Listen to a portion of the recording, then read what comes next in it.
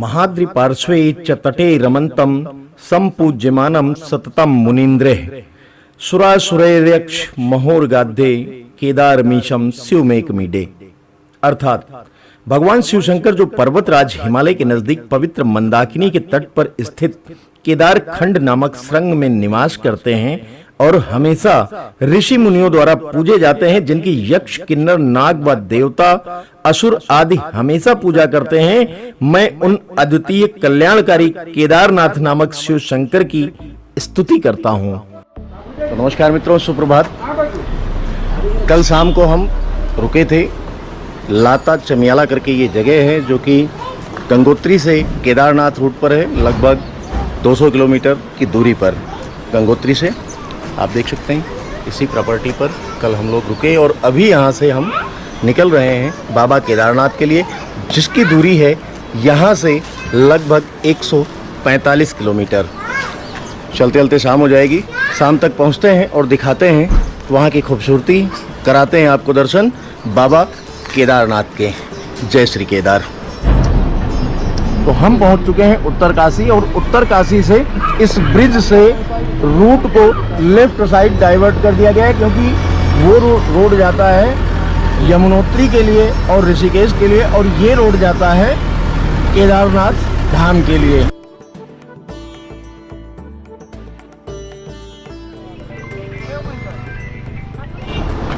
अभी हम केदारनाथ के रूट पर हैं और हमें यहीं पर साइकिल से कुछ राइडर्स मिले हैं जो कि all India tour by bicycle कर रहे हैं। आप देख सकते हैं सारे लोग हैं हमारे साथ, इसमें अलग अलग जगहों से लोग हैं। कुछ लोग कोलकाता से हैं और कुछ लोग यूपी से हैं और कुछ लोग झारखंड से हैं। मैं इनकी हिम्मत को सलाम करता हूं, सैल्यूट करता हूं, हेड्स अप करता हूं कि ये लोग इतनी दूर से इतनी विषम परिस्थितियों में साइकिल से ये यात्रा कर रहे हैं। इनको बहुत बहुत बधाई, many many thanks India explore करने के लिए।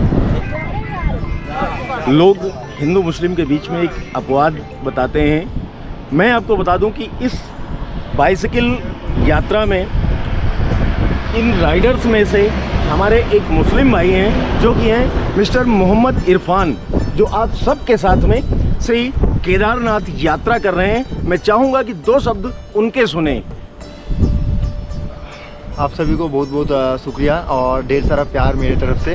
मैं वेस्ट बंगाल कोलकाता का रहने वाला हूँ। मेरा नाम मोहम्मद इरफान सिद्दीकी है। तो मैं पूरा इंडिया ट्रैवल ही कर रहा हूँ और काफ़ी दिन पहले से, ये सडनली प्लान नहीं था, काफ़ी दिन पहले से हम दोनों का प्लान था कि हम केदारनाथ भी जाएंगे और वहाँ से कोशिश करेंगे बद्रीनाथ तक भी जाने का। तो एक्चुअली हम लोग इसके लिए ही निकले। मैं मोहम्मदन हूँ और मेरे जो साथी है जयदीप चक्रवर्ती, जिन्होंने थोड़ी देर पहले उन्होंने कुछ कहा था। तो हम दोनों पूरे देश को बस यही दिखाना चाहते हैं कि साथ रहने के लिए मोहब्बत चाहिए और कुछ नहीं चाहिए। जैसे हम दोनों साथ में 7 महीना अभी हमारा होने जा रहा है यात्रा का। हम काफ़ी राज्य घूम के आए, काफ़ी जगह में एक साथ रहे, खाए पिए, अभी आगे भी जा रहे। अभी भी 7 महीना लगभग हम दोनों साथ चलेंगे। अभी भी हमारा साउथ तक हम लोग जाते रहेंगे, ना जाने और भी कितने राज्य में जाएंगे हम लोग। और ऐसे ही बस मोहब्बत के हम लोग स्पीड हम लोग देते रहेंगे हर इंसान को कि आप लोग अगर एक रहेंगे तो हमारा इंडिया एक रहेगा और आगे रहेगा हमेशा। Very good. जय हिंद। जय हिंद, जय भारत। सो इनके चैनल को ज़्यादा से ज़्यादा सब्सक्राइब करें और वीडियो को ज़्यादा से ज़्यादा शेयर करें और वीडियो को ज़्यादा से ज़्यादा लाइक करें। बस यही इच्छा है। हमारा भी यूट्यूब चैनल है आरजे महतो के नाम से, बट मैं इनके चैनल को बहुत आगे बढ़ाने के बारे में थैंक यू वेरी मच। इनका चैनल को ज़्यादा से ज़्यादा शेयर करें। जय हिंद, जय भारत। हर हर महादेव। मित्रों, जब भी भारत के मुख्य तीर्थ स्थलों की चर्चा होती है तो 4 धामों में से एक धाम श्री केदारनाथ धाम मुख्य रूप से जाना जाता है। भगवान शिव का यह दिव्य भव्य अलौकिक मंदिर न सिर्फ एक धाम है, बल्कि 12 ज्योतिर्लिंगों की श्रृंखला में मुख्य ज्योतिर्लिंग एवं पंच केदार में प्रमुख केदार है। सीतापुर पार्किंग से लगभग 3.5 घंटे पैदल चलने के बाद लाइन में हम पहुंच चुके हैं सोनप्रयाग टैक्सी स्टैंड, जहां से कि हमें मिलेगी गौरी कुंड के लिए टैक्सी। आप देख सकते हैं मेरे सामने ये है वो टैक्सी स्टैंड जहां से कि टैक्सी मिलनी है। और ये सामने कल बहती हुई अलकनंदा हिमालय की वादियों से चलकर नीचे आती हुई अलकनंदा। तो चलते हैं और बताते हैं आपको आगे की जानकारी। अभी हम बैठ चुके हैं सोनप्रयाग से टैक्सी में गौरीकुंड चलने के लिए। हमने ये पूरी टैक्सी हायर की है 600 रुपए में। हालांकि हम लोग 7 लोग हैं और ये इनकी टैक्सी की कैपेसिटी है 12 लोगों की। 50 रुपए पर हेड की सवारी यहाँ से जाती है ऊपर गौरीकुंड के लिए। तो भारत के उत्तराखंड राज्य के रुद्रप्रयाग जिले में स्थित यह चमत्कारिक मंदिर हिंदू आस्था का प्रबल प्रतीक है। इस मंदिर का निर्माण कत्यूरी शैली में किया गया। ऐसी मान्यता है कि बाबा केदारनाथ मंदिर का निर्माण पांडव कुल वंशज अभिमन्यु के प्रपौत्र और राजा परीक्षित के पुत्र राजा जन्मेजय के द्वारा द्वापर युग में करवाया गया तथा दूसरी मान्यता के अनुसार इस मंदिर का निर्माण 8वीं शताब्दी में आदि गुरु शंकराचार्य जी के द्वारा करवाया गया। तो मित्रों, ये है गौरीकुंड, जहां पर एक तप्त कुंड के साथ साथ माता पार्वती का मंदिर है, जहां से भक्त स्नान और पूजन करने के बाद में अपनी पैदल यात्रा प्रारंभ करते हैं। तो चलते हैं हम भी इसी पैदल यात्रा में और दिखाते हैं आपको बाबा केदारेश्वर के अद्भुत नजारे।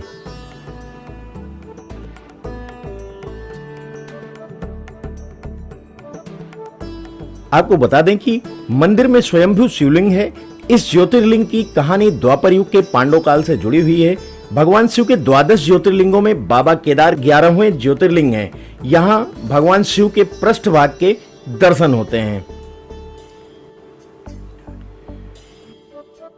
भगवान केदारनाथ का मंदिर मुख्य रूप से 5 नदियों का संगम माना जाता है और ये नदियां हैं मंदाकिनी, मधुगंगा, क्षीरगंगा, सरस्वती और स्वर्णगौरी। अभी लगभग 3 बज रहा है। मैंने सुबह 11 बजे ये पैदल यात्रा स्टार्ट की थी और 4 घंटे में हम पहुंचे हैं करीब 6 से 7 किलोमीटर भीमबली पॉइंट पर। ये भीमबली पॉइंट है, आप देख सकते हैं बोर्ड में। और यहाँ पर GMBN की होटल प्रॉपर्टी है और बहुत सारे खाने पीने के रेस्टोरेंट्स हैं और घोड़ा पड़ाव भी है यहाँ पर, तो घोड़े भी रुकते हैं। स्टे पॉइंट है। इसके बाद में आगे 1 किलोमीटर बाद आएगा रामबाड़ा। चलते हैं और करते हैं आगे की यात्रा। लगभग 7 किलोमीटर की यात्रा के बाद हम लोग पहुँच चुके हैं रामबाड़ा। ये सामने आप देख पा रहे होंगे, ये एरिया जो कि है रामबाड़ा। 2013 की आपदा के बाद इसका पूरा जियोग्राफिकल नक्शा बदल चुका है। पहले यहाँ पर सैकड़ों की, हज़ारों की संख्या में स्टे पॉइंट हुआ करते थे, रेस्टोरेंट्स हुआ करते थे और बहुत सारी दुकानें हुआ करती थी। बहुत बड़ा स्टे पॉइंट था। लेकिन 2013 की आपदा के बाद ये पूरा हिस्सा जल समाधि ले चुका है। उसके बाद वैकल्पिक व्यवस्था के तौर पर ये सामने आप देख पा रहे होंगे, ये पुल बनाया गया है। इस पुल से जो यात्रा पहले लेफ्ट साइड चलती थी, उस यात्रा को, चूँकि उधर पूरी कटान हो चुकी है, तो उस यात्रा को घुमा करके राइट हैंड नया मार्ग बनाया गया है, जिस पर ये यात्रा चल रही है 2013 के बाद से। चलते हैं, दिखाते हैं आगे क्या और कुछ खास है, बताते हैं आपको आगे की जानकारी। अभी हमारे साथ में यही केदारनाथ यात्रा में मिले हैं गोंदिया महाराष्ट्र से, जो कि राइस सिटी कही जाती है। वहाँ से कुछ हमारे सब्सक्राइबर मिलकर मुझे भी बहुत अच्छा लगा। भोलेनाथ की इस कठिन यात्रा में सभी लोग साथ साथ चल रहे हैं। ईश्वर सबकी तमन्नाएं पूरी करें, सबकी मनोकामना पूरी करें, यही दिल से दुआ है। हर हर महादेव, जय केदार। जय केदार।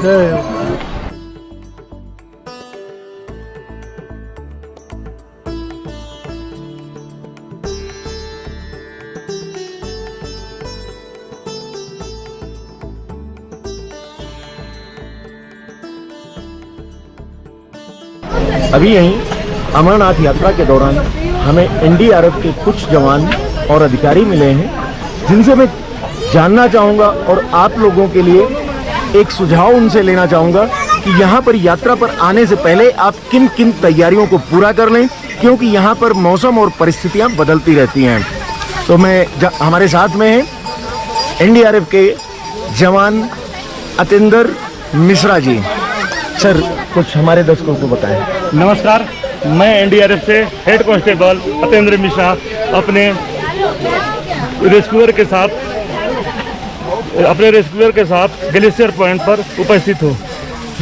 जैसा कि सर ने एक प्रश्न किया कि बाबा के धाम में आने के लिए जरूरी क्या क्या सामान, तो उसमें यहाँ पे सर्दी बहुत ज़्यादा है, गर्म कपड़े बहुत ज़रूरी है, रेनकोट, क्योंकि मौसम यहाँ बिगड़ते रहते हैं, बर्फबारी होती रहती है, रेनकोट की बहुत आवश्यकता पड़ती है और गर्म कपड़े की आवश्यकता पड़ती है कुछ, क्योंकि यहाँ पे हाई एल्टीट्यूड होने के कारण हाई एल्टीट्यूड ऑक्सीजन प्रॉब्लम होती है, तो अपने साथ कुछ मेडिकल से रिलेटेड सामान, फालतू सामान की आवश्यकता पड़ेगी। यहाँ पे वैसे जगह जगह पे मेडिकल पॉइंट बने हुए हैं, फिर भी अपने साथ काफ़ी सुविधा देगा।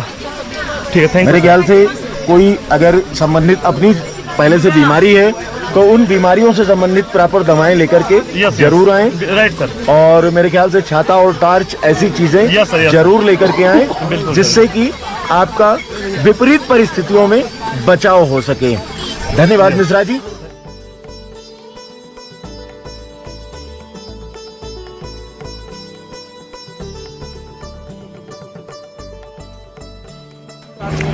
मित्रों, आस्था हो तो कुछ भी असंभव नहीं है। हमारे साथ हरियाणा में हिसार से सज्जन है जिनका नाम है अनिल शर्मा जी। वो अपने साथ 18 केजी 18 किलो के लड्डू गोपाल को साथ में ले करके बाबा केदारनाथ की यात्रा कर रहे हैं। अभी वो यहाँ से बाबा बद्रीनाथ की यात्रा करेंगे, गंगोत्री करेंगे, यमुनोत्री करेंगे, उसके बाद वो इन्हें फिर से घर में स्थापित करेंगे। जय जय श्री राधे, जय जय श्री राधे, जय जय हर हर महादेव। हर हर महादेव। मित्रों, बज रहे हैं अभी 6:15, 11 बजे की यात्रा स्टार्ट हुई थी, 9 किलोमीटर की यात्रा तय हो चुकी है। आगे अभी लगभग इतना ही और चलना है। शरीर की पोजीशन बहुत डाउन हो चुकी है, फिर भी भोले का सहारा है, चलते हैं आगे। नमस्कार मित्रों, सुप्रभात। कल रात को हम रुके थे बेस कैंप में, जो कि मंदिर से है लगभग 2 किलोमीटर की दूरी पर, और अभी सुबह के 4 बज रहे हैं। हम लोग वापस निकल चुके हैं मंदिर की यात्रा के लिए, क्योंकि मंदिर में लग जाती है लंबी लाइन। इसलिए हम लोगों ने सोचा कि सुबह जल्दी चल करके अपनी जगह सुरक्षित करते हैं। तो हम लोग सुबह 4 बजे उठकर निकल चुके हैं बाबा के मंदिर के लिए। दिखाते हैं आपको सुबह का नज़ारा।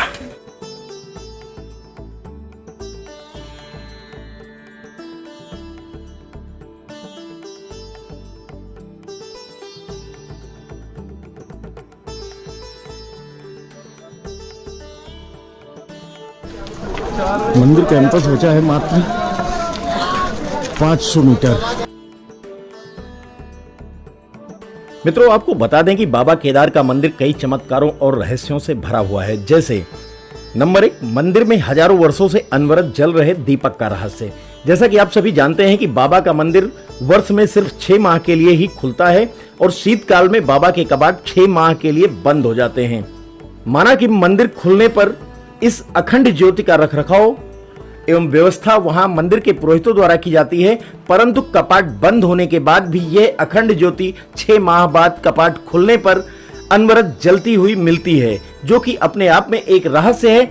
एवं कपाट खुलने पर मंदिर पूर्ण रूप से साफ सुथरा एवं स्वच्छ मिलता है। रहस्य नंबर 2, 2013 में आई विशाल जल प्रलय के बाद भी मंदिर का बाल बांका ना होना अपने आप में चमत्कार ही है।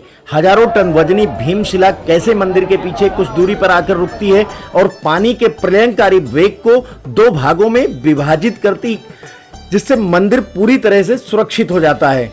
नंबर 3, मंदिर जिन बड़ी बड़ी विशाल शिलाओं से बना है, विशेषज्ञों के अनुसार वो पत्थर केदार क्षेत्र का है ही नहीं। ऐसा कहा जाता है कि वो पत्थर मंदिर परिधि से कई 100 किलोमीटर के क्षेत्र का नहीं है।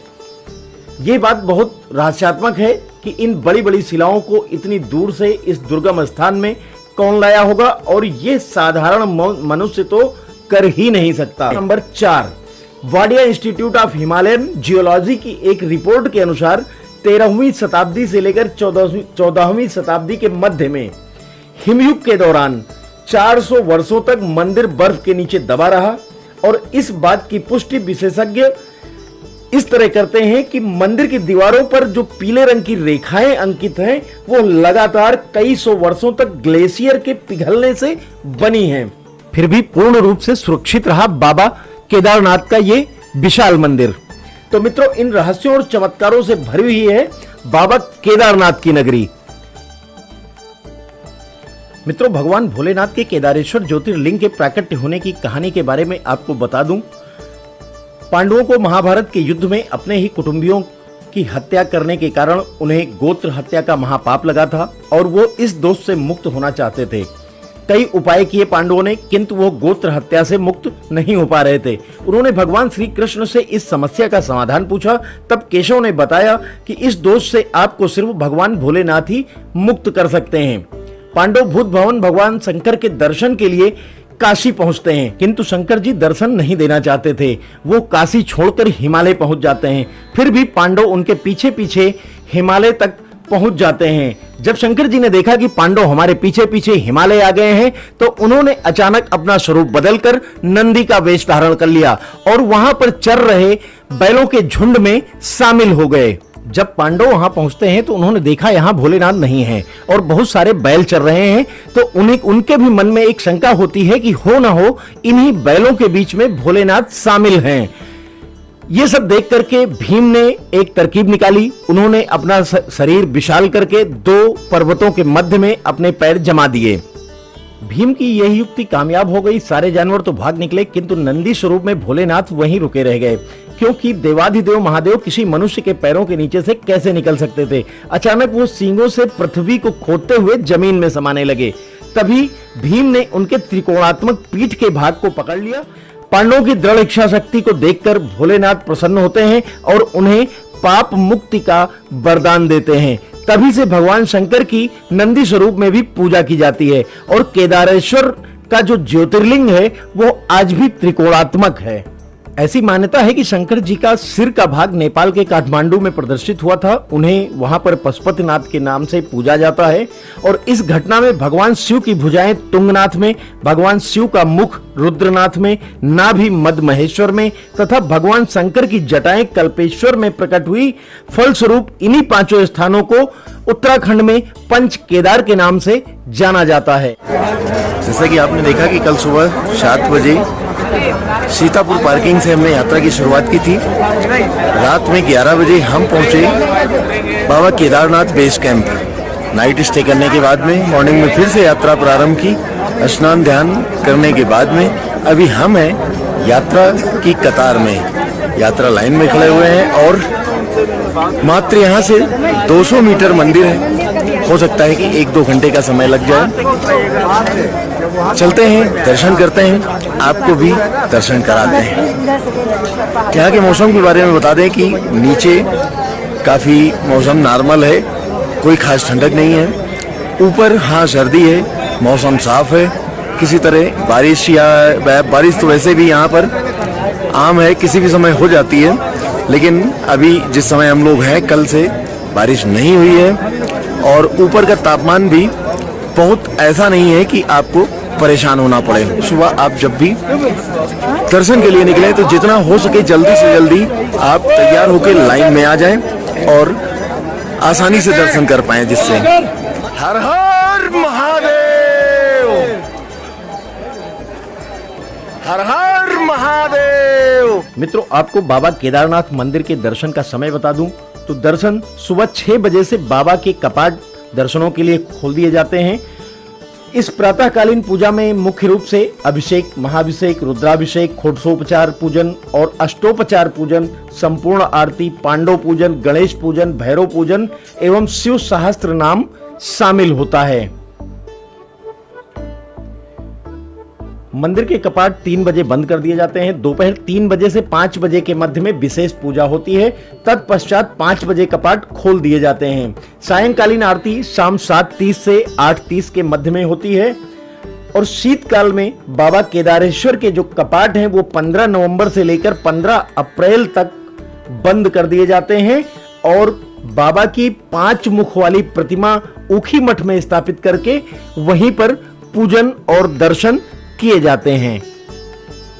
मैं आपको बता दूं कि यहाँ पर जब आप प्रसाद घर ले जाने की बारी आती है तो यहाँ प्रसाद के तौर पर ये भोलेनाथ पर चढ़ा हुआ जल मिलता है, जो कि इसी बाबा केदारनाथ मंदिर के ठीक पीछे ये बट रहा होता है। एक छोटा सा जार आप लेकर के आते हैं और यहाँ से ये जल घर लेकर के जाते हैं, जो पवित्र कार्यक्रमों में काम आता है। आपको बता दूं, यही है वो भीमशिला जो कि सन 2013 की आपदा में अपने आप पर्वतों से लुढ़क करके आकर के मंदिर के पीछे ये अपने आप स्थिर हुई और इसने उस समय उस जो पानी का फ्लो था उसको रोका और मंदिर को क्षतिग्रस्त होने से बचाया था।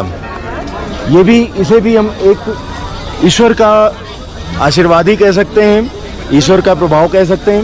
ये शिला अपने आप इतनी बड़ी सिलाई, इसका साइज आप देख सकते हैं कि इतना बड़ा है कि ना तो इसे जेसीबी से उठाया जा सकता है और ना ही इसे मैन पावर लगाकर यहाँ रखा जा सकता है। तो इसे एक चमत्कारिक घटना के तौर पर माना जाता है और इस शिला का नाम दिया गया है भीमशिला। इसे भीमशिला कहते हैं। मैं आपको वो मंजर भी 2013 का दिखा देता हूँ कि जो अभी भी अवशेष दिखाई दे रहे हैं। ये सामने जो भी टूट फूट पहाड़ों पर दिख रही है, यहाँ पर एक बहुत बड़ा सा हरा भरा पहाड़ हुआ करता था, वो भी टूट गया है और ये सारे बोल्डर उस समय आकर के यहाँ पर गिरे थे।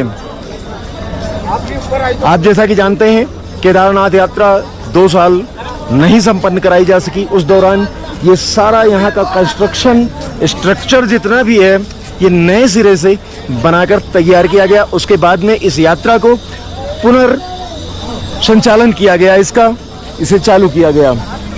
ये आप देख सकते हैं, यही यात्रा मार्ग पर बाबा केदारनाथ मंदिर प्रांगण में ही ये कुंड है जो कि अपने आप में अद्भुत और विलक्षण है। इस कुंड के अंदर अगर आप बम बम भोले बोलते हैं तो कुंड में बबल्स उठते हैं, बुलबुले उठते हैं। तो जब भी आप आए ये घटना जरूर एक बार यहाँ पे करके देखें, इससे भी पुण्य फल प्राप्त होता है। और ये है ऊपर बाबा भैरवनाथ जी का मंदिर। ऐसी मान्यता है कि बाबा केदारनाथ के दर्शनों के बाद भैरव जी का दर्शन करना अनिवार्य होता है। ये आप देख सकते हैं, बहुत ही खूबसूरत पल। यहाँ केदारनाथ आने वाले तीर्थयात्रियों को जिस चीज की सबसे ज्यादा उम्मीद रहती है, जिस चीज की सबसे ज्यादा ख्वाहिश रहती है, वो होने लगा है। अचानक यहाँ पर सफेद फुहारे, बर्फ पड़ने लगी है, अचानक यहाँ बर्फबारी होने लगी है और मौसम बहुत ही रंगीन हो गया है। गजब का नजारा है, गजब का मौसम। आप देख सकते हैं, अचानक बर्फबारी होने लगी और सारे भक्त और ज्यादा मस्ती में आ गए हैं। जबरदस्त आनंद, आनंद ही आनंद, क्या बात है। तो मित्रों, बाबा केदारनाथ की इस पवित्र यात्रा को समाप्त करने की इजाजत दीजिए। ये दर्शन यात्रा कैसी रही, ये वीडियो आपको कैसा लगा, कमेंट सेक्शन में जाकर के अपना सुझाव दें। अगर वीडियो अच्छा लगा हो तो लाइक करें और चैनल पर नए हैं तो शेयर करें, सब्सक्राइब करें चैनल को। और मिलते हैं किसी नए ब्लॉग में, तब तक के लिए हर हर महादेव, जय केदार, जय श्री राम, नमस्कार। महादेव, महादेव, जय शिव शंभू।